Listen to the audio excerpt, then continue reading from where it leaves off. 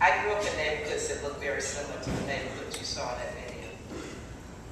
You never forget where you came from. And if you do, I feel sorry for you. Just feel sorry. Feel like doing anything. We feel sorry for ourselves or have a pity party somewhere. But just think about what you do for people every day you knock on their door.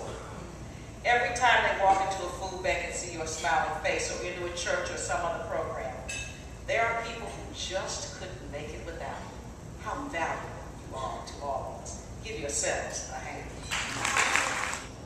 In our region, am I right? 332,000.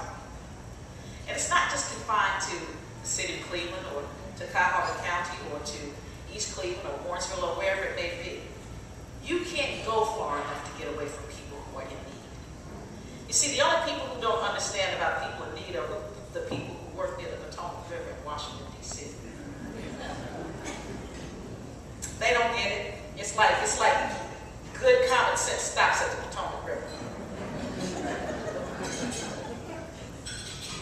I'm a member of the Agriculture Committee, punishing children just for being poor.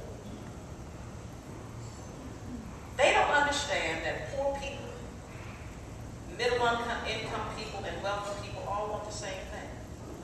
A roof over our heads, food on our table, clothes on our back, and healthy families. We all want the same thing, no matter where we are in life.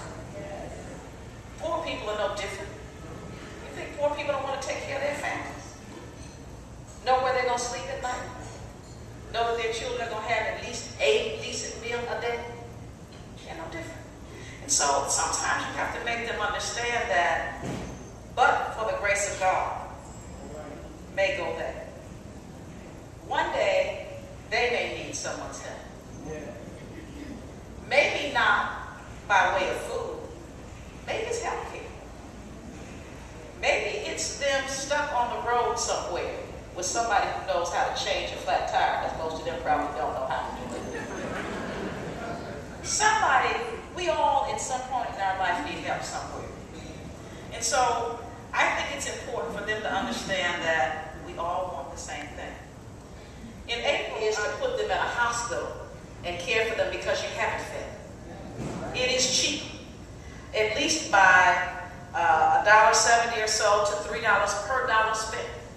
When you talk about reducing care for expectant mothers, low weight babies, or premature babies, it is a lot cheaper to feed them and give them good nutrition than it is to take care of them on the other end. They don't know that charity starts at home. Now, everybody that knows me knows that I'm anti-war. But if you're going to fight wars, then pay for them. And don't pay for them on the backs of people who can't afford it. So that her kids can have a decent dinner at night. You are the ray of hope to a jobless neighbor because he or she was able to visit one of your pantries this week. You are the source of a smile and sustenance to an elderly couple whose doors you knock on and bring them meals on wheels. No matter what the weather, you do what is required of you. I want you to know I've got your back. I have your back. And I know it's an uphill fight. But when it comes to supporting food aid, I will always be your advocate. I'll leave you with this thought.